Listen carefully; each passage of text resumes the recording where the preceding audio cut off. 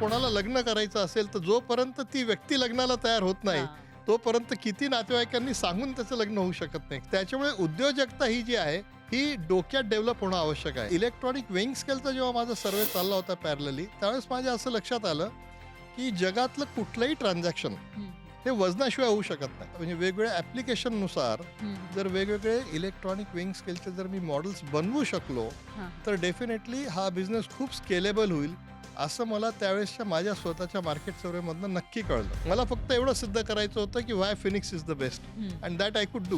भारतात मॅन्युफॅक्चरिंग करणं कठीण आहे असं तुम्हालाही वाटतं? कुठलाही प्रॉडक्ट चीनचं घ्या जे चीनमध्ये आज मॅन्युफॅक्चर होतं आहे, सेम टू सेम प्रॉडक्ट भारतात बनवायचं असेल तर आपण नक्की त्याच्यापेक्षा कमी किमतीत बनवू शकतो. इंडियामध्ये तरुणांसाठी बिगेस्ट अपॉर्च्युनिटी कुठे आहे? की इलेक्ट्रॉनिक्स अजूनही भारतात हे इन्फंट स्टेजला आहे. म्हणजे जर तुम्ही बघाल थोडंसं मागे जाल दुसऱ्या महायुद्धाच्या आसपास जपानने जी महायुद्धानंतर इलेक्ट्रॉनिक्समध्ये क्रांती केली, नंतर साऊथ कोरिया, तैवान आणि आता चायना या लोकांनी इलेक्ट्रॉनिक्सच्या क्षेत्रात खूप झपाट्याने प्रगती केली. आपल्या देशात इंजिनिअरिंग कॉलेजेस आहेत, आपल्या देशात खरंच इंटेलेक्च्युअल लोक आहेत, तरुण आहेत, पण आपल्या देशामध्ये इलेक्ट्रॉनिक्सच्या क्षेत्रात मोठी प्रगती झालेली नाही. मेक इन इंडिया आपण जे म्हणतो ते खरोखर आता म्हणजे तुम्ही म्हणताय तसं ते खरं आहे की पाहिजे तितकासा रिस्पॉन्स मिळाला नाही, पण हळूहळू फरक पडतोय. आणि तो फरक कशामुळे पडणार?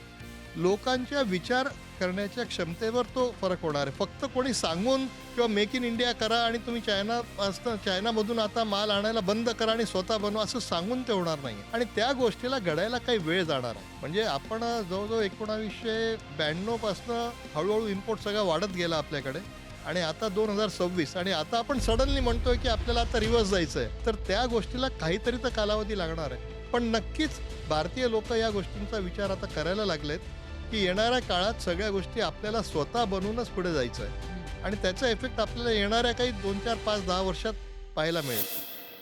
एका छोट्याशा ऑफिसमधून 3 लोकांपासून सुरू झालेला हा व्यवसाय आज लाखो दुकानं, मॉल्स, मेडिकल, फॅक्टरीजपर्यंत पोहोचलेला आहे.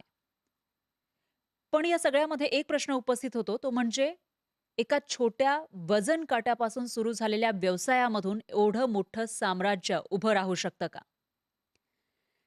कारण एका व्यक्तीनं हे सगळं करून दाखवलेलं आहे आणि तेही धुळ्यासारख्या एका जागेपासून त्यांनी आपल्या या बिझनेसला सुरुवात केली आणि आज त्यांचा बिझनेस फक्त महाराष्ट्रामध्ये नाही, तर आपल्या देशामध्ये अनेक राज्यांपर्यंत पोहोचलेला आहे आणि विदेशामध्ये सुद्धा ते हा बिझनेस पोहोचवतायत.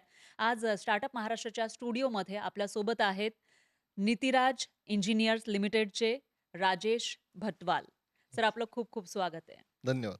आज लाखो तुमचे ग्राहक आहेत, मात्र जेव्हा तुम्ही सुरुवात केलेली होती, त्यावेळेला खिशात किती पैसे होते?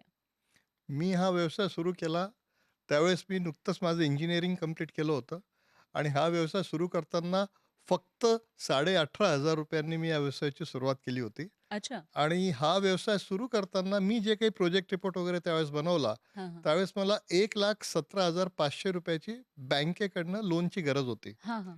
आणि तो लोन किंवा ते लोन पास करायला मला जवळ-जवळ 14 महिने लागले. अच्छा. आणि तेवढ्यात मी प्रचंड हताश झालो होतो. पण हां. शेवटी माझं ते लोन त्यावेळेस स्टेट बँक ऑफ इंडियाने सँक्शन केलं हां, हां. आणि माझ्याकडची पुंजी असं म्हणून मी फक्त हार्डली 1.5-2 लाखाच्या एकंदर भांडवलावरती हा व्यवसाय मी सुरू केला होता. अच्छा. पण फॅमिलीचा सपोर्ट होता का?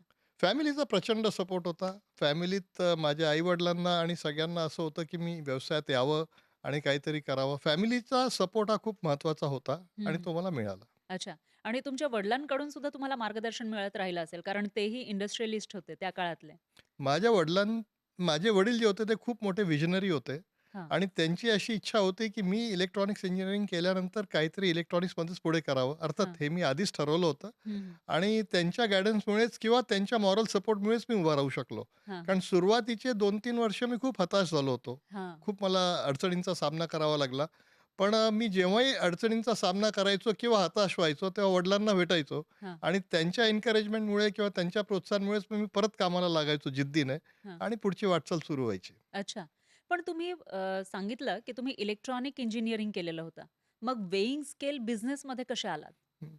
त्याच्यामागे एक लहानशी गोष्ट आहे, मी हां. नक्कीच सांगेल. माझं 5व्या सेमेस्टरची परीक्षा संपली होती आणि मी दिवाळीच्या सुट्टीत घरी आलो होतो. तर वडिलांशी गप्पा मारत बसलो होतो. वडिलांनी मला विचारलं, की "इंजिनिअरिंग तुला कंप्लीट करायला आणखी किती वेळ आहे?" तर मी एकदम सहजपणे उत्तर दिलं, की "थोड्या एटी चालू आहेत, पण जर सगळं नीट झालं तर 1.5 वर्षात मी इंजिनिअरिंग करून कंप्लीट. संपेल. हां. पण त्याच्यानंतर तू काय करणार आहेस? And I was taken aback. कारण मी या प्रश्नासाठी तयारच नव्हतो, की मी इंजिनिअरिंग झाल्यानंतर काय करणार आहे? हं.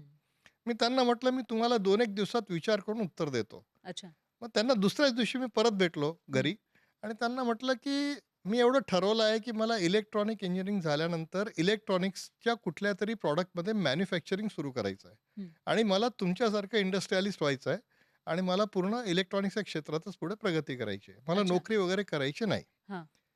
मग त्यांनी मला गाईड केलं, की मग आता तू पुढे कसं करणार आहे? मग त्याच्यानंतर मी जवळ-जवळ 12 प्रोजेक्ट्सचा अभ्यास केला. हं, हं. त्याच्यात electronic toys, electronic weighing scale, EPB system, video terminals असे बरेचसे प्रॉडक्ट होते. पुढचे 1.5 वर्ष मी जवळ कॉलेजला बसलोच नाही. हां. मी सकाळपासून निघायचो बाहेर हॉस्टेलमधनं आणि रात्री उशिरा हॉस्टेलला परत यायचो. पूर्ण मार्केट सर्व्हे करणं हं. आणि विविध प्रॉडक्ट्सचा मी अभ्यास केला. अच्छा. तर त्या काळात मला 2 प्रॉडक्ट्स जे होते, ते हां. सगळ्यात माझ्या मनात सगळ्यात टॉपवर होते. एक म्हणजे इलेक्ट्रॉनिक टॉयज हां. आणि एक म्हणजे electronic weighing scale. Okay. Electronic toys एवढ्यासाठी, की मला लहान मुलं खूप आवडायची आणि हं. अजूनही आवडतात. हां, हां. आणि त्या लहान मुलाला जेव्हा आपण नवीन खेळणं देतो आणून, त्यावेळेस त्याच्या चेहऱ्यावरचा तो आनंद जो आपल्याला दिसतो, तो माझ्यासाठी परमार्थ होता. वाह! आणि स्वार्थ म्हणजे नक्कीच माझं माझं प्रॉडक्ट विकलं जाईल, तर मला त्याच्यातनं काहीतरी मला इन्कम होणार होती, तो स्वार्थ होता. हां, हां. पण त्यावेळेस जेव्हा मी मार्केट सर्व्हे केला, त्यावेळेस मला असं लक्षात आलं, म्हणजे हे मी तुम्हाला सांगतोय 1986 चा च्या पिरियड. हां, हां. त्यावेळेस ₹500 इलेक्ट्रॉनिक खेळणं हां. हे सर्वसाधारणपणे व्यक्तीला आपल्या मुलांसाठी आज ₹500 ला काही किंमत नाही आहे. बरोबर. पण त्यावेळेस ते घेऊन देणं थोडंसं कठीण वाटलं मला. हं. आणि इलेक्ट्रॉनिक वेइंग स्केलचा जेव्हा माझा सर्व्हे चालला होता पॅरलली, त्यावेळेस माझ्या असं लक्षात आलं, की जगातलं कुठलंही ट्रान्झॅक्शन हं, हं. हे वजनाशिवाय होऊ शकत नाही. बरोबर. वजन is the right method of finding out ते पॅरामीटर्स. वजनाशिवाय कुठलंच ट्रान्झॅक्शन खरं नाही आहे. हं. मग ते तुम्ही लॅबोरेटरीमध्ये घ्या, गृहिणींच्या स्वयंपाकघरात घ्या, हेल्थ रेंजमध्ये घ्या किंवा इंडस्ट्रीजमध्ये घ्या, दुकानदारांकडे घ्या.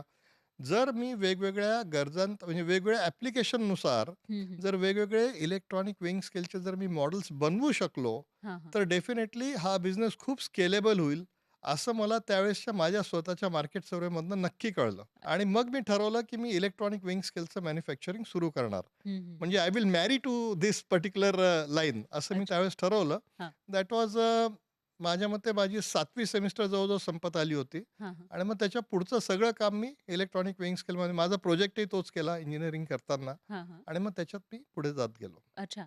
मग जेव्हा तुम्ही हे मॅन्युफॅक्चरिंग युनिट इस्टॅब्लिश केलेलं होतं, त्यावेळेला काही चॅलेंजेस आले होते? चॅलेंजेस होते त्यावेळेस. ओके. कारण मी 2 लहानशा हां. खोल्यांमध्ये माझं काम सुरू केलं. आणि त्यावेळेस काय होतं, की इलेक्ट्रॉनिक वेइंग स्केल ही कन्सेप्ट भारतात नव्हती. राइट. म्हणजे मी जेव्हा प्रॉडक्ट बनवलं आणि मार्केटमध्ये विकायला सुरुवात केली, त्यावेळेस it was a concept sale rather than a product sale. हं, हं. लोकांनी इलेक्ट्रॉनिक वेइंग स्केलच पाहिलं नव्हतं. र त्याच्यामुळे लोकांना खूप शंका होत्या. किंमत जास्त होती. हं. त्यावेळेस माझा एक टेबल टॉप काटा जो सर्वसाधारण किराणा दुकान किंवा तत्सम दुकानात आपण वापरू शकतो, त्याची किंमत ₹14,000-15,000 होती. ओह! आणि लोकं जे त्यावेळेस टू पॅन बॅलन्स हं. वापरायचे, ते त्याची किंमत तराजू वापरायचे. तराजू वापरायचे किंवा हां. टू पॅन बॅलन्स वापरायचे. त्याची किंमत अंदाजे 1000-1500 पर्यंत होती. हां, तर हां. एवढा महाग, परत इलेक्ट्रॉनिक खराब होईल, मग आमचे तर लोकं त्याच्यावरती उड्या मारतात काट्यांवरती वगैरे, असं मला लोकं सांगायची. हां. तर marketing was the biggest challenge that time when I started working. Oh! आणि मग मी खूप ठिकाणी डेमॉन्स्ट्रेशन हं. द्यायचो, गावोगावी जायचो, स्ट्रीट डेमॉन्स्ट्रेशन लोकांना दिलेत. अच्छा. आणि मग मला असं वाटलं, की हे खूप कठीण आहे हं. मार्केटिंग आणि हे मी विकू शकणार नाही. माल विकला नाही तर कंपनी चालणं शक्य हं, नव्हतं. हं, हं.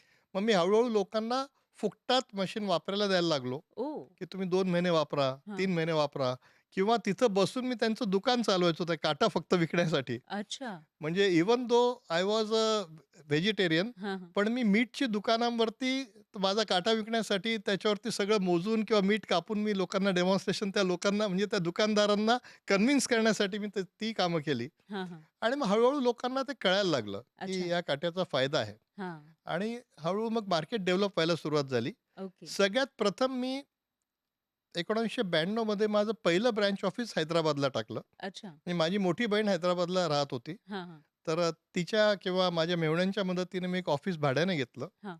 आणि तिथं माझं काम सुरू केलं. तिथं पहिल्यांदा मी इंटरव्ह्यू कंडक्ट केले, लोकांना कामावर घेतलं अच्छा. आणि त्याचा मला खूप छान रिझल्ट मिळाला. हं, हं. त्याच्यानंतर इंदोरला मी दुसरं ऑफिस टाकलं आणि माझ्या लक्षात आलं, की कंपनीचा जो बिझनेस आहे, हां, हां. तो जवळ-जवळ दुप्पटीने किंवा 3 पटीने दरवर्षी वाढतोय. अच्छा. मग मी पूर्ण भारतभर जवळ-जवळ 65 ब्रांच ऑफिसेस टाकत सुटलो 2 वर्षात. हं, हं, हं. And then that give me a good break आणि मग ओके. त्याच्यानंतर बिझनेस जो होता, तो जोरात वाढीस लागला. ग्रेट. पण हा जो स्ट्रगलचा काळ होता, त्याच्यामध्ये पहिली ऑर्डर किती रुपयांची मिळाली हां. होती?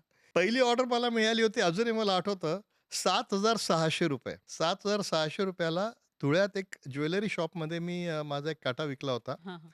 आणि दिवाळीच्या आसपासचाच पिरियड असेल आणि मी तो काटा विकला. तो माणूस मला चांगला ओळखत होता, तो जो कस्टमर होता माझा. हं. त्याने मला ₹7,600 काढून दिले. ते मी खिशात ठेवून घरी आलो आणि मला असं वाटलं, की मी अख्खं जग पादाक्रांत केलं. मी अख्खं जग जिंकलो. इतका आनंद त्यावेळेस मला ओह! झाला होता. अजूनही मला ते नक्की आठवतं. आणि त्याच्यानंतर मग मागणी कशी वाढत गेली? मागणी वाढत एवढ्यासाठी गेली कारण त्या प्रॉडक्टचा बेनिफिट जो होता तो हां. लोकांना कळायला लागला.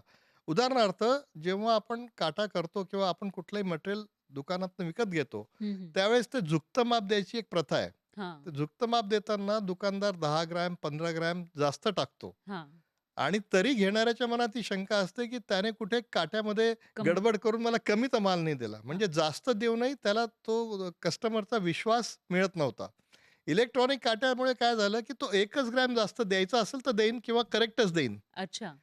कस्टमर पण खुशीने घेऊन जाईल, की मला हं. करेक्ट माल मिळालेला आहे हां. आणि ही जी बचत होते दिवसभराची, हं, हं. त्याच्यात 6 महिन्यात आमचा काटा फ्री होतो. ओह! हे मी सगळं लोकांना पटवून दिलं कॅल्क्युलेशनने हं, हं. आणि मग त्याची सुरुवात झाली. आधी ज्वेलरी सेगमेंट, नंतर कमर्शियल मार्केट, इंडस्ट्रीज, हेल्थ, हळू सगळे आम्ही वेगवेगळे मॉडेल्स बनवत गेलो. जसं मी सुरुवातीला विचार केला होता हां, हां. त्याप्रमाणे आणि मग मार्केटचा जो स्कोप होता तो वाढत गेला. सुरुवातीला काही असे वियर्ड प्रश्न यायचे, की तुमचं हे जे मशीन आहे, नॉर्मली लोकांना ते पॅनने मोजायची सवय होती किंवा तराजूने मोजायची सवय होती. मग हे मशीन आणल्यानंतर हे ॲक्युरेटच आहे, बरोबर आहे की नाही? खूप लोकांना कन्व्हिन्स करणं आणि लोकांच्या ज्या वेगवेगळ्या शंका असतात, हां, त्याला समर्पक उत्तरं देणं हीच खरी कसोटी होती. हां, आणि बऱ्याचशा वेळेस तर असं घडलं म्हणजे एक उदाहरण तुम्ही आता मला विचारता तर अजूनही आठवतंय. हां. धुळ्यात एक ऑइल मिल होती.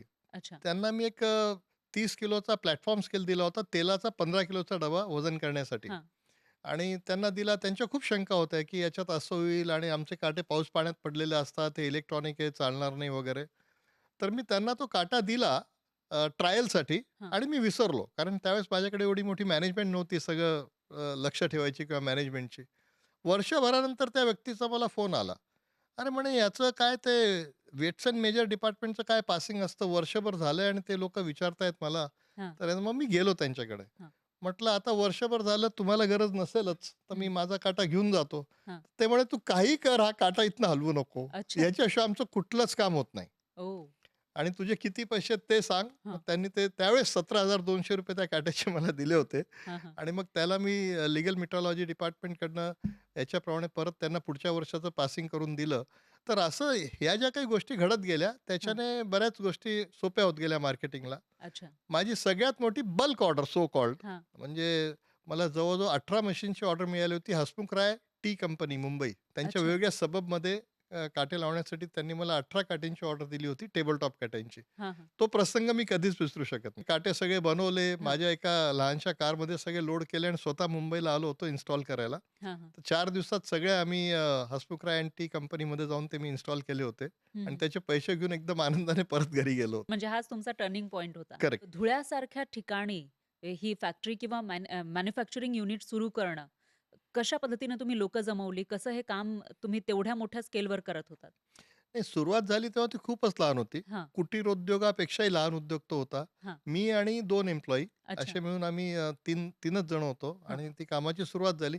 जसं माझं मार्केटिंग वाढत गेलं, हां, जशी माझी हिंमत वाढत गेली, तसं आम्ही हळू लोकांना वाढवत गेलो. प्रोडक्शनला लोकं वाढत गेली, शिकत गेलो आणि मॅनेजमेंट किंवा क्वालिटी अवेअरनेस हे मला खूप जास्त नव्हतं. हां, त्याच्यामुळे 95-96 येईपर्यंत आमची खूप दमछाक व्हायला लागली. हां, की हां, आमच्या ब्रांच ऑफिसमध्ये काही प्रॉब्लेम व्हायचे, क्वालिटीचे काही इश्यू यायचे हां. आणि मला एक कोणीतरी कन्सल्टंट भेटले, हं, हं, जे मी मानेल की माझ्या ग्रोथमध्ये त्यांचा एक महत्त्वाचा भाग आहे. हं. पारखी सर म्हणून आहेत नाशिकचे. अच्छा. ते मला भेटले आणि ते ISOचे कन्सल्टंट होते आणि ओह! त्यांनी मला ISO 9001 विषयी बरंच काही एक्सप्लेन केलं आणि मी ठरवलं की आपण ISO 9001 मिळवायचा. हां, मग आम्ही ISO 9001 साठी जवळ-जवळ 1 ते दीड वर्ष पूर्ण ट्रेनिंग केलं पूर्ण टीमला आणि मग त्याच्यानंतर काय झालं, की things became very comfortable and easy. लोकांच्या ड्युटीज, त्यांचे पॉवर्स आणि या सगळ्या गोष्टी डिस्ट्रीब्यूट झाल्या. क्वालिटी अवेअरनेस आमच्या टीममध्ये वाढलं हं, आणि हं. त्याच्यानंतर मग पुढे आम्हाला काम करायला आणि वाढायला सोपं झालं. अच्छा.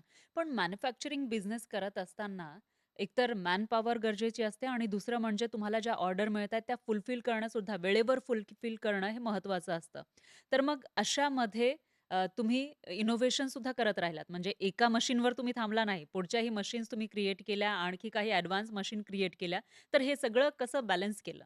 सगळ्यात महत्त्वाचा मुद्दा म्हणजे आमचं तर फील्ड इलेक्ट्रॉनिक्सच असल्यामुळे हां, इनोव्हेशन इज अ मस्ट. हां. पण तरी मी म्हणेन की कुठल्याही फील्डमध्ये उद्योजक जर जात असेल किंवा काही नवीन प्रॉडक्ट डेव्हलप करत असेल, तर त्याला R&D रिसर्च अँड डेव्हलपमेंटवरती काम करणं आवश्यक आहे. हं, त्याच्याशिवाय हं. तुम्ही पुढे जाऊच शकत नाही.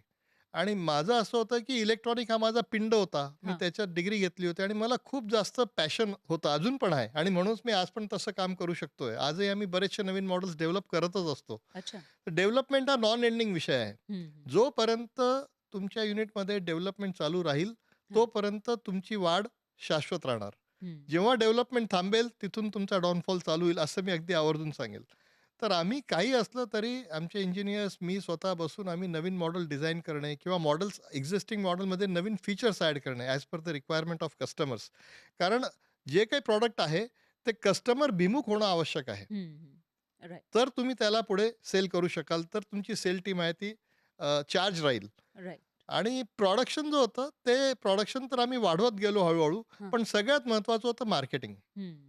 मार्केटिंग टीम जेवढी चार्ज राहील आणि त्यांना चार्ज ठेवण्यासाठी 2 गोष्टी महत्त्वाच्या आहेत. एक, you should fulfil your commitments. हं. म्हणजे you should deliver the product on time. Right. And number 2, your product should have good quality. हं. It should not have any problem. Yes. तर ह्या 2 गोष्टी जर जो कोणी मॅन्युफॅक्चरर हँडल करू शकतो, हं, हं. Dispatch on time and good quality, that is all. माझ्या मते मॅन्युफॅक्चरिंग सेक्टर जे आहे ते याच्यात कव्हर होऊ शकेल. पण ते करण्यासाठी खूप मोठी मेहनत असते, खूप मोठी चेन त्यासाठी चालवावी लागते. सप्लायर एंडपासनं घेऊन पूर्ण क्वालिटी मेंटेन करून वेळेवर बनवणं, तुमच्या टीमला ट्रेनिंग देणं, या हं. सगळ्या गोष्टी त्याच्यात इन्व्हॉल्व होतात. जेव्हा तुम्ही सुरुवात केली होती त्यावेळेला अर्थातच ते मॅन्युफॅक्चरिंग कमी प्रमाणामध्ये होत असतील किंवा कॉम्पिटिटर सुद्धा कमी असतील. मात्र जसं तुमचा व्यवसाय वाढत गेला तसे कॉम्पिटिटर सुद्धा आले वाढ असतील हो. आणि कॉम्पिटिशन वाढलं असेल. मग या एवढ्या कॉम्पिटिटर्समध्ये फिनिक्स हा जो तुमचा ब्रँड आहे, तो लोकांच्या डोक्यात कसा राहिला? सी बेसिकली कॉम्पिटिशनमुळे मी म्हणेल, की आमचा बिझनेस वाढला. अच्छा. कारण मी जेव्हा सुरुवात केली त्यावेळेस इलेक्ट्रॉनिक वेइंग हे प्रॉडक्टच भारतीय बाजारपेठेसाठी नवीन होतं, मी हां, हां. सांगितल्याप्रमाणे. हळू-हळू जसं लोकांना ते लक्षात हां, यायला लागलं, की या प्रॉडक्टमुळे आपला फायदा आहे, त्याचा विस्तार होत गेला. हां. तसे बऱ्याचशा लोकांनी त्या उद्योगात यायला सुरुवात केली. ऑब्व्हियस आहे. म्हणजे हं. जे प्रॉडक्ट चालायला लागतं त्याच्यात खूप लोकं मग येतात. पण ते झाल्यामुळे काय झालं, की मार्केट लोकांना कन्व्हिन्स करायचा जो माझा आटापिटा होता हं, हं. सुरुवातीच्या काळातला, तो माझ्या कॉम्पिटिटर्सने केला माझ्यासाठी. हां, म्हणजे अर्थात त्यांनी त्यांचा शेअर मिळवला, हां, पण मला फक्त एवढं प्रूव्ह करायचं होतं. म्हणजे एखाद्या व्यक्तीला इलेक्ट्रॉनिक काटा घ्यायचा आहे, ही हां. त्याची मानसिकता तयार करण्यासाठी लागणारा जो प्रयत्न होता, तो 90% होता. तो बाकीच्या कॉम्पिटिटर्सनी त्यांचा माल विकण्यासाठी केला. ते म्हणजे एन्व्हायर्नमेंट क्रिएट झालं, की हे प्रॉडक्ट कामाचं आहे. मला फक्त एवढं सिद्ध करायचं होतं, की व्हाय फिनिक्स इज द बेस्ट हं. And that I could do. आणि राइट. म्हणून मग माझा सेल जो होता, तो वाढत गेला. देशामध्ये अनेक ठिकाणी ऑफिसेस ओपन केले, ब्रांच ऑफिस ओपन केले. पण या सगळ्यामध्ये तुम्हाला काय वाटतं, की तुमचं बिगेस्ट अचीव्हमेंट काय आहे? आमच्या या व्यवसायात ज्या पद्धतीने आमचे जे नवीन मॉडेल्स क्रिएट होत गेले हां. आणि ज्या पद्धतीने आम्ही प्रत्येक आणि सगळ्या गोष्टींमध्ये मी फ्रंटला राहिलो. हं. प्रोडक्शन असू द्या किंवा इव्हन पर्चेसिंग असू द्या, प्रोक्युअरमेंट असू द्या हं, हं. आणि ते आम्ही वाढवत गेलो. एके वेळेस आम्हाला असं कळलं, की म्हणजे असं लक्षात आलं, की आपल्या देशात कुपोषणाचा खूप मोठा विषय चालला होता, मुद्दा चालला होता हं, हं. आणि कुपोषण कमी करण्यासाठी आम्हाला स्पेशली काही वेइंग स्केल्स बनवायचे होते. हां. तर ते बनवण्यासाठी आम्ही बेबी वेइंग स्केल नावाचं एक वेगळं प्रॉडक्ट तयार केलं आणि त्याचे जवळ-जवळ 16 व्हर्जन्स आम्ही बनवत गेलो. चेंज करत गेलो as per the requirement of anganwadi. म्हणजे महिला व बालविकास जे आपल्याकडे एक डिपार्टमेंट आहे हां, हां. आणि लहान मुलांचं कुपोषण हे सगळ्यात मोठं प्रॉब्लेम सध्या भारतात हो. अजूनही चालू आहे. खरं आहे. तर ते कमी करण्यासाठी आम्ही टेक्नॉलॉजीमध्ये चेंजेस करत गेलो आणि बऱ्याचशा ठिकाणी ग्रासरूट लेव्हलवरती आम्ही खूप काम केलं. म्हणजे हं. अहमदनगर जिल्ह्यामध्ये आम्ही इतकं मोठं काम केलं, की तिथलं कुपोषण जे 14.5% होतं, हां, ते हां. आम्ही अर्ध्या टक्क्यावर आणून दाखवलं. हां. आणि त्याच्यामुळे मग आम्हाला एक वेगळं समाधान लाभलं, की आम्ही हे काम करत असताना हे कुपोषण कमी करण्याचं जे काम होतं, ते सामाजिक गरज होती आणि त्याच्यात आम्हाला एक मोठं रिकॉग्निशनही मिळालं आणि त्याच्यापुढे आम्ही तशी बरीचशी कामं करत गेलो. त्याच वेळेला मॅन्युफॅक्चरिंग इंडियामध्ये करणं हे खूप कठीण मानलं जातं. कारण आपण चायनाचं नेहमी उदाहरण घेतो. त्या ठिकाणी तसं मॅन्युफॅक्चरिंग फ्रेंडली इन्फ्रा आहे. त्याच्यामुळे लोक मॅन्युफॅक्चरिंग करू शकतात इझिली. पण भारतामध्ये ते शक्य होत नाही असं नेहमीच म्हटलं जातं. तर भारतात मॅन्युफॅक्चरिंग करणं कठीण आहे असं तुम्हालाही वाटतं? नाही, माझं मत थोडंसं विपरीत आहे या विषयावरती. हां, कारण मी चायनाला खूप वेळा गेलो. हां. अजूनही जात असतो.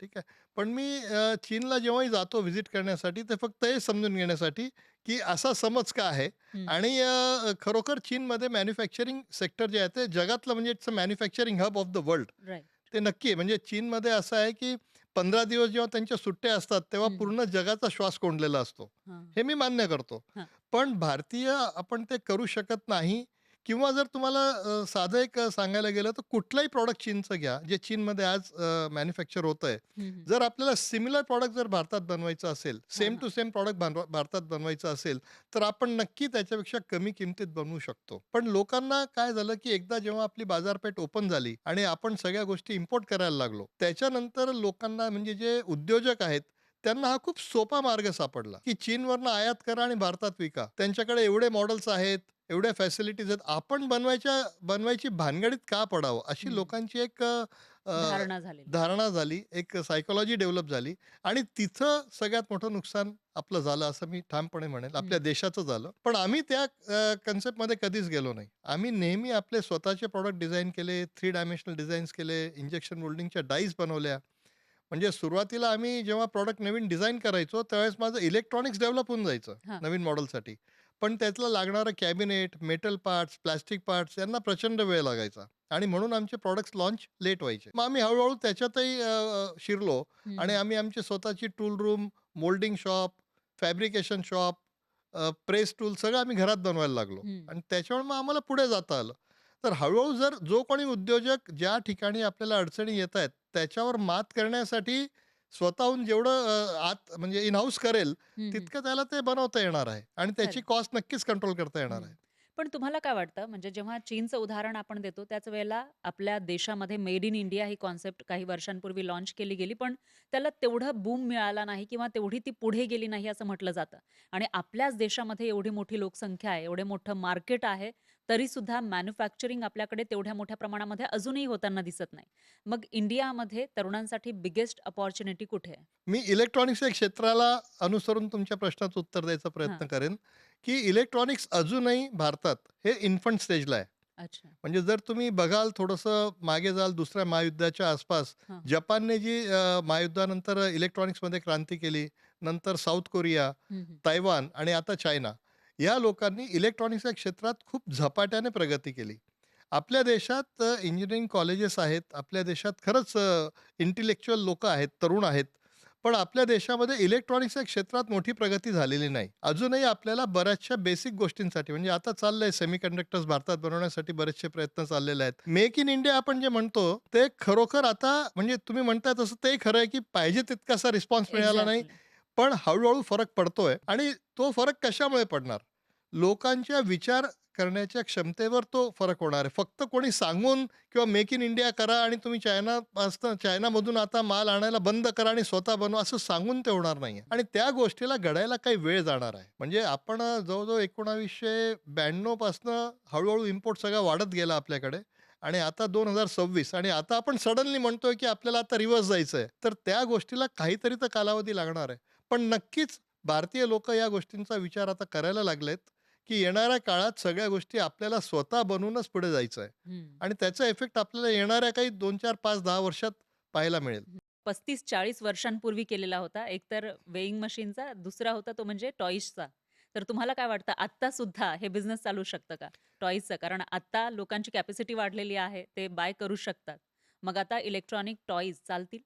परवा कालचीच गोष्ट आहे. हां, मी माझ्या नातीबरोबर खेळत होतो आणि हां. तिच्यासाठी मी एक टॉय घेऊन गेलो होतो. तर मी सांगितलं कालचीच गोष्ट आहे, की "अरे, आता मला परत इलेक्ट्रॉनिक टॉयजमध्ये जायला पाहिजे." कारण दॅट इज माय पॅशन, हो. की इलेक्ट्रॉनिक टॉयज आणि 100% आता हां. इलेक्ट्रॉनिक टॉयज जर आम्ही मॅन्युफॅक्चर करायचा विचार केला, हं. तर त्याला खूप मोठं मार्केट आहे आणि इट्स अ कन्झ्युमर मार्केट. म्हणजे electronic weighing scale is not actually a consumer product. हां. पण मी जर टॉयजमध्ये आता पदार्पण करायचा विचार केला, तर that will be definitely a very big business. पण मॅन्युफॅक्चरिंगसाठी आपल्या भारतामध्ये गव्हर्नमेंटचा जो सपोर्ट मिळतो, तो पुरेसा आहे का? माझ्या मते येस. मी माझं स्वतःचं जर उदाहरण सांगेल तर गव्हर्नमेंटच्या ज्या काही स्कीम्स आहेत, हं, हं. सबसिडीज आहेत. म्हणजे मी धुळ्यातनं युनिट टाकल्यानंतर मी सिल्वासा म्हणजे दादरा नगर हवेली युनियन टेरिटरी हं, हं. तिथं आम्ही 10-12 वर्ष आमचे युनिट्स टाकले. त्याच्यानंतर हिमाचल प्रदेशला मी गेलो. हं, हं. हिमाचल प्रदेशला आम्ही जवळ-जवळ 17 वर्ष आमचे 4 मॅन्युफॅक्चरिंग युनिट आम्ही हिमाचल प्रदेशला रन केले. इन बिटवीन मी UAEला माझं ऑफिस टाकलं 1996ला. आणि त्यावेळेस तिथं असं होतं, की म्हणजे त्यावेळेस माझी फक्त पार्टनरशिप फर्म होती. हं. पण तिथं जर कंपनी टाकायची असेल, तर तुम्हाला कंपनी फॉर्म पाहिजे होता. प्रायव्हेट लिमिटेड कंपनी पाहिजे होती. म्हणून मग आम्ही आमची कंपनी प्रायव्हेट लिमिटेडमध्ये कन्व्हर्ट केली आणि UAEला मी माझं युनिट टाकलं त्यावेळेस. अच्छा. आणि असं मी बऱ्याचशा ठिकाणी केलं. पण मला असं लक्षात आलं शेवटी, हां, हां. की गव्हर्नमेंट स्कीम्स, गव्हर्नमेंट एन्करेजमेंट, हं. गव्हर्नमेंटची जे काही यंत्रणा आज आहे, जे आपल्याला ट्रेनिंग पण देतात, उद्योजकता शिबिर घडतात. हं, हं. या सगळ्यामध्ये उद्योजकता वाढण्यासाठी किंवा स्कीम सगळ्या आहेत आणि त्या ॲक्चुअली प्ले करतात.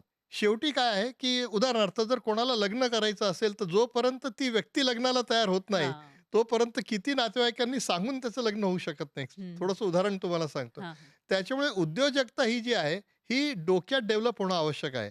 ती विचारसरणी आहे हं. आणि त्याच्यासाठी जो माणूस तयार होतो, की मला उद्योजक व्हायचंय, मग त्याला येणाऱ्या सगळ्या अडचणींवरती तो मात करू शकतो आणि मगच आपला समाज जो आहे, तो उद्योजकतेत पुढे प्रोग्रेस हं. करू शकतो. माझ्या मते सरकारी यंत्रणा आणि सरकारी दिलं दिलं जाणारं जे योजना आहेत, स्कीम्स, स्कीम्स. योजना हां. त्या सगळ्या चांगल्या आहेत आणि सफिशियंट आहेत, असं माझं मत आहे. अच्छा. जर समजा मॅन्युफॅक्चरिंग करायचं आहे आणि तेही इलेक्ट्रॉनिकमध्ये करायचं असेल, तर कोणत्या क्षेत्रात जास्त स्कोप आहे? हां, माझ्या मते इलेक्ट्रॉनिक क्षेत्रात आजच्या तारखेला खूप ॲडव्हान्समेंट झालेले आहेत. हां, म्हणजे मी इलेक्ट्रॉनिक वेइंग हे 86-87ला निवडलेलं क्षेत्र हां. आणि फील्ड. त्याच्यानंतर मी बरेचसे नवीन प्रॉडक्ट्सही डेव्हलप केले. उदाहरणार्थ आम्ही करन्सी काउंटिंग मशीन्स बनवले. हं. म्हणजे मला सांगायला अगदी अभिमान वाटेल, की करन्सी काउंटिंग मशीन्स बनवण्यासाठी 78 डाईज, सर्किट आणि सगळं आम्ही 2.5 वर्षात तो प्रोजेक्ट संपवला. त्यावेळेस आम्हाला अंदाजे 2.5 ते 3 कोटी डेव्हलपमेंट कॉस्ट आली. हां. आणि आम्ही ओन्ली मॅन्युफॅक्चर आजही भारतात आहोत. अच्छा. बाकी सगळे इम्पोर्ट करतात. पण आम्ही सगळे पार्ट्स बनवून भारतात ते डेव्हलप केलेलं आहे. हं, हं. त्याच्यानंतर आम्ही ऑटो रिक्षा,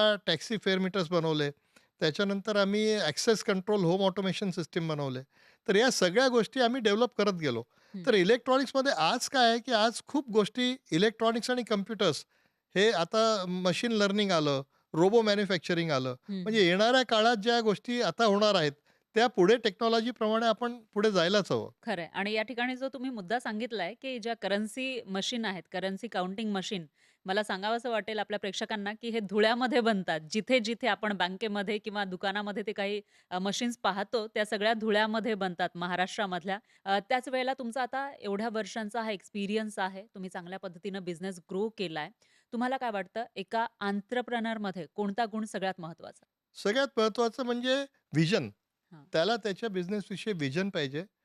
त्या व्यक्तीला त्याच्या बिझनेसची पकड पाहिजे. म्हणजे हं. It should be controlled properly आणि decision taking, proper planning and hard work. याच्याशिवाय कुठलीच गोष्ट शक्य नाही. हार्डवर्क तर लागणारच आहे म्हणजे. हं. त्याच्याशिवाय काम होणं शक्य नाही. खरं आहे. तर राज्यांमध्ये काय, दुसऱ्या देशामध्ये सुद्धा तुम्ही आता मॅन्युफॅक्चरिंग युनिट हे सुरू केलेलं आहे. तर मग सेल्स वाढवण्यासाठी एक सिक्रेट. सेल्स वाढवण्यासाठी सगळ्यात महत्त्वाचं म्हणजे कस्टमरची नब्ज हां. तुम्हाला धरता यायला पाहिजे, की त्या व्यक्तीला नेमकं काय हवंय? तुमच्या प्रॉडक्टमधनं. आता आमचे इतके विविध मॉडेल्स आहेत, प्रॉडक्ट्स आहेत. हं, पण कुठलं प्रॉडक्ट मी ज्या ठिकाणी विकतो, त्याला नेमकं त्या प्रॉडक्टमधनं काय हवंय? हं. आणि ते त्याला देणं आणि तिथपर्यंत आणि second is marketing. Marketing is one of the most important thing. म्हणजे ओरडणाऱ्याची बोरं पण विकली जातात असं आपण म्हणतो. खरं आहे. तर ते तुमचं प्रॉडक्ट आणि आजच्या तारखेत सोशल मीडिया हं, या सगळ्यांच्यामुळे तुम्हाला तुमचं प्रॉडक्ट जे काही आहे ते लोकांपर्यंत पोहोचवणं खूप हं. सोपं आहे. की तुम्ही मॅन्युफॅक्चरिंग करता. त्याचबरोबर तुम्ही ते सेल करण्यासाठी सुद्धा प्रयत्न करतात. त्याच्यामुळे हे किती कठीण आहे. 3 प्रकार आहेत मी म्हणेन. हां, एक प्रॉडक्ट डेव्हलप करणे, हां, ज्याला आपण R&D म्हणूया. हं, दुसरं प्रॉडक्ट प्रोडक्शन करणे, हां. मॅन्युफॅक्चरिंग करणे आणि तिसरं मार्केटिंग. पण आज आमच्या कंपनीत हे तिन्ही गोष्टी आम्ही स्वतःच कंट्रोल करतोय एक्झॅक्टली. आणि त्याच्यामुळे आम्हाला बेनिफिट्स आहेत हां. नक्कीच. कारण पूर्ण कंट्रोल आमचा आहे. कॉस्टिंगपासून घेऊन आणि सगळ्यात महत्त्वाचं काय आहे, की कस्टमरला काय हवं हं. याचं फीडबॅक आम्हाला आमच्या मार्केटिंगकडनं मिळतं. कारण मार्केटिंग टीम पण आमचीच आहे. हां. त्याच्यामुळे ते आम्हाला फीडबॅक मिळतं आणि आम्ही लवकर रिॲक्ट करू शकतो. राइट. हा एक बेनिफिट आम्हाला मिळतो. हां. पण then there are so many pluses and minuses. कारण काही लोकं जे असतात ते फक्त मार्केटिंग करतात. हं. प्रॉडक्ट्स जे असतात ते त्यांच्या क्वालिटी नॉर्मप्रमाणे बनवून घेतात. राइट. त्यांचं ब्रँड लावून बनवून घेतात आणि ते पुढे मार्केट करतात. हं. तर काय बरोबर आहे किंवा काय चुकीचं असं मी सांगू शकत नाही. हां. पण डिपेंडिंग अपॉन सिच्युएशन. पण पण आम्ही मात्र हां, सगळं करतोय. हां. पण असं केलं तर जास्त फायद्याचं आहे का? म्हणजे सगळं काही एकाच कंपनीच्या थ्रू केलं, मॅन्युफॅक्चरिंग असेल, R&D असेल किंवा सेल्स सुद्धा असेल, तर ते जास्त फायद्याचं आहे? डेफिनेटली बेनिफिशियल आहे. हं. कारण तुमच्याकडे जसं मी म्हटलं, की आम्हाला लवकर माहिती मिळते आणि हां. आम्हाला लवकर रिॲक्ट करून आपल्या प्रॉडक्ट्समध्ये चेंजेस करून घडवून आणू शकतात. हेच जर आम्ही मॅन्युफॅक्चरिंग दुसरीकडनं केलं असतं, तर हं. आम्हाला त्यांच्यावरची आमची डिपेंडन्सी वाढते. राइट. हे डेफिनेटली बेनिफिशियल आहे. पण सगळ्यांना ते किती जमू शकेल, हे मी नाही सांगू शकत. तुमचा एवढ्या वर्षांचा हा अनुभव याच्यावरून बिझनेस तुम्ही केलेला आहे यशस्वीरित्या, तो मोठ्या प्रमाणामध्ये वाढवला सुद्धा आहे. तर प्रॉफिट महत्वाचं की ट्रस्ट? Trust always. हां. Profit comes. प्रॉफिट कुठे जात नाही. तुम्ही जर सचोटीने काम कराल, हं, तुम्ही हं. जे कमिट केलं आहे ते जर तुम्ही कंप्लीट नीट कराल आणि तुम्ही तुमच्या प्रॉडक्टविषयी आणि तुमच्या कंपनीविषयी एक ट्रस्ट निर्माण कराल. साधं उदाहरण म्हणजे टाटा. हां. टाटा म्हणजे ट्रस्ट सगळ्यांना माहीत आहे. टाटाचं प्रॉडक्ट का बरं लोकं घेतात? टाटा आहे म्हणून. तर तो ट्रस्ट महत्त्वाचा आहे. ट्रस्ट असेल तर तुमचा सेल आपोआप होईल आणि सेल झाला तर प्रॉफिट ऑटोमॅटिक येणार आहे. धुळ्यासारख्या ठिकाणी मॅन्युफॅक्चरिंग युनिट टाकलं. त्या ठिकाणी तुमच्याकडे अनेक लोक जॉबसाठी येत असतील. तर एम्प्लॉयी टिकवणं याच्यासाठी किंवा एम्प्लॉईची जी लॉयल्टी आहे त्यासाठी तुम्ही काय प्रयत्न करता? खरं म्हणजे एम्प्लॉयी टिकतात त्याला बरीचशी कारणं आहेत. हां. पण त्याच्यासाठी आम्ही स्पेशली काही करत नाही. बरोबर आता म्हणजे आमच्या कंपनीला आता जवळ-जवळ 37 वर्ष झाली. हं, हं. तर माझ्याकडे 30 वर्ष किंवा 25 वर्षांपेक्षा जास्त वेळ काम केलेली बरीचशी लोकं आजही माझ्याबरोबर काम करतात आणि ते आमच्या कंपनीचं ॲसेट आहे. त्याच्यामुळे आम्हाला दरवेळेस खूप काही ट्रेनिंग किंवा असं करावं लागत नाही. अर्थात बरीचशी लोकं येतात, there is a turnover also.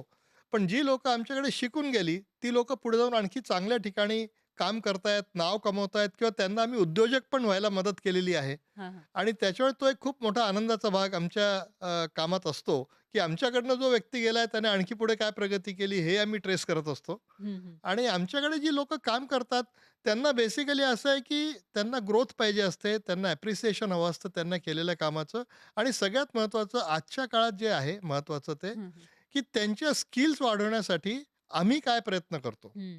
म्हणजे आज कोणी एम्प्लॉयी समजा आमच्या कंपनीत जॉइन झाला, त्याचं स्किल लेव्हल X असेल, पण त्याचे जर स्किल लेव्हल वाढवण्यासाठी आम्ही खूप ट्रेनिंग प्रोग्राम घेतो. Professionally we spend lot of money on training आणि त्याच्यामुळे आमच्या एम्प्लॉईजचे स्किल वाढतात. त्याच्यामुळे त्याला आश्वस्त असतं, की इथं काम केल्यामुळे मला आणखी काही शिकायला मिळतंय. ती हं. जी भूक असते शिकायची, हां, हां. ती चांगल्या एम्प्लॉयरने पूर्ण केली पाहिजे असं मी म्हणेन. वेइंग मशीन बनवल्या, पॉस मशीन असेल किंवा माल न्यूट्रिशन डिटेक्शन मशीन सुद्धा बनवल्या, करन्सी काउंटिंग मशीन बनवल्या. आता ड्रोनमध्ये काम करताय तुम्ही. पुढचं विजन काय आहे? ड्रोन हा जो विषय आहे, हां. खरं सांगायला गेलं तर माझ्या वडिलांचं अशी खूप इच्छा होती, की मी ॲग्रीकल्चर क्षेत्रासाठी काहीतरी टेक्नॉलॉजी डेव्हलप करायला हवी. हं, म्हणजे हं. त्यांचं असं म्हणणं होतं, की टेक्नॉलॉजी जी आहे ती तळागाळातल्या कॉमन मॅनला उपयोगाला येईल अशी टेक्नॉलॉजी हवी. हां, हां. काही मोजक्या किंवा कमी ग्रुपसाठी टेक्नॉलॉजी डेव्हलप करण्यात उपयोग नाही आहे. तर हां. त्यांचा ॲग्रीकल्चरवर मोठा भर होता आणि मला एक अशी अपॉर्च्युनिटी आली. मागच्या 2-2.5 वर्षांपासून आम्ही ड्रोन डेव्हलप करतोय.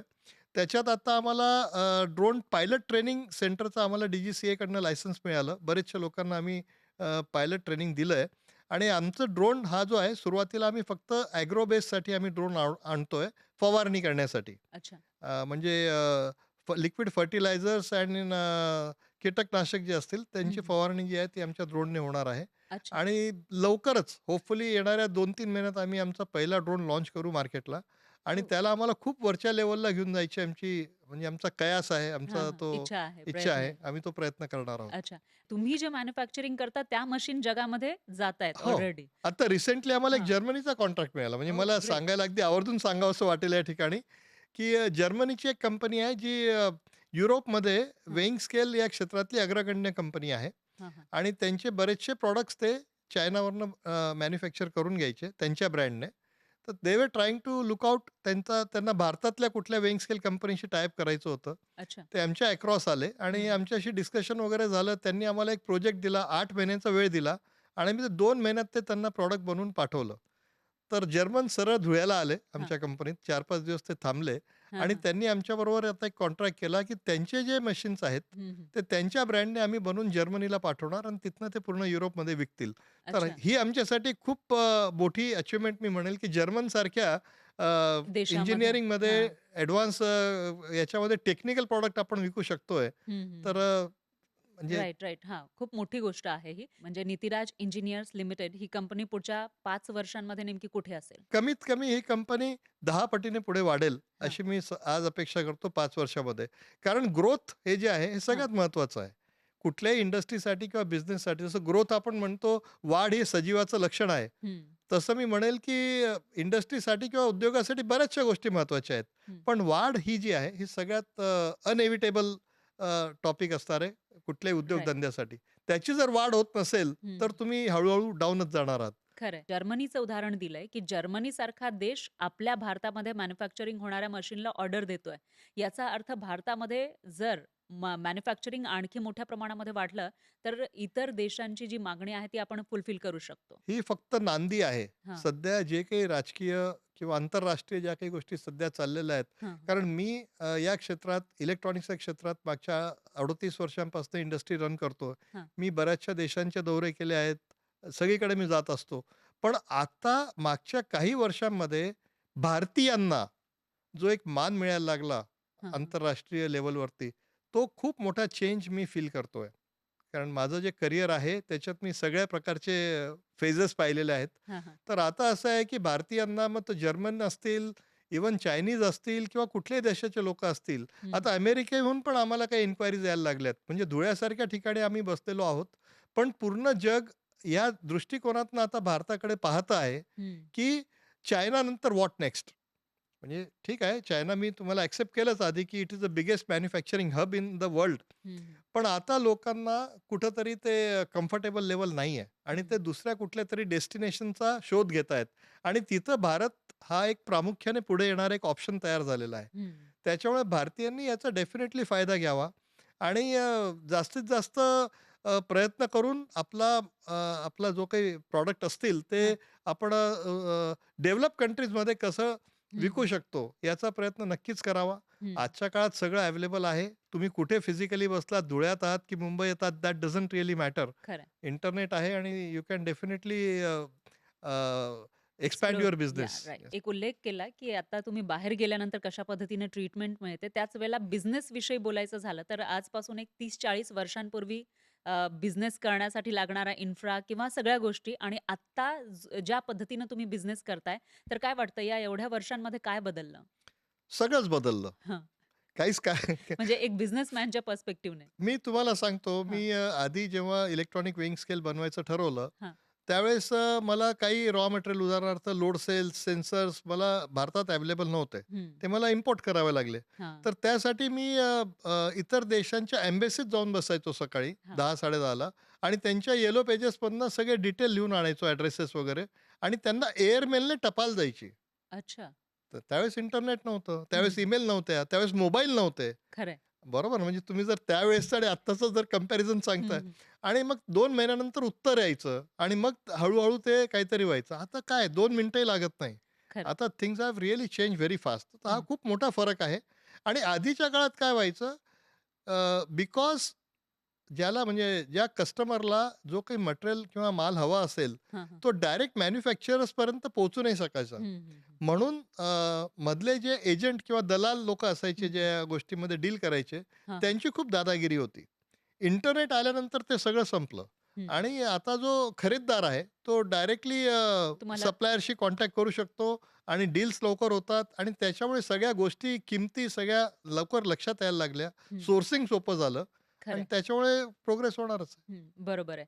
आता एक शेवटचा प्रश्न म्हणजे तुम्ही एक 35-40 वर्षांपूर्वी व्यवसाय सुरू केला आणि आत्ता समजा या 2026 मध्ये तुम्ही 22 वर्षांचे असता, तर आत्ता कोणता व्यवसाय केला असता? मी नक्कीच इलेक्ट्रॉनिक्सचाच व्यवसाय व्यवसाय केला असता. पण may be I could be in more advance kind of technology than what I am in now.